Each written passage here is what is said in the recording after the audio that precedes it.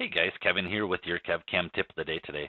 Today I want to show you the chain on a working plane.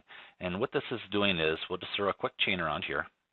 It throws this pink line around your geometry where you have chained it, and it puts it parallel with your XY axes. So this is kind of nice to see that view of the chain there, but where it kind of comes into factor is if you guys are doing a straight down view on something like this and we need to mark open edges, then you won't be able to see the open edges because that pink is actually overlapping it unless you turn it to more of an isometric view. So by default, this is actually turned on for all of you guys on the latest versions.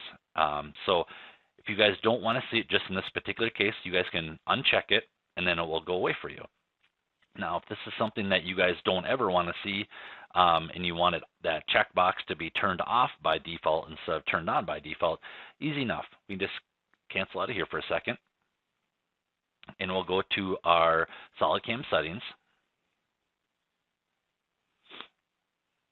And now we'll go over to the geometry right here and click this or uncheck this box where it says show chain on working plane. So by doing that, we hit OK. Now when we go to create an operation, grab new geometry here. That checkbox is automatically defaulted off now for you guys. And now we don't have to worry about seeing that pink line there. But if you guys want to see it back on, you guys can just hit the checkbox right here and turn it on as well. So just want to kind of show you guys that tip of the day.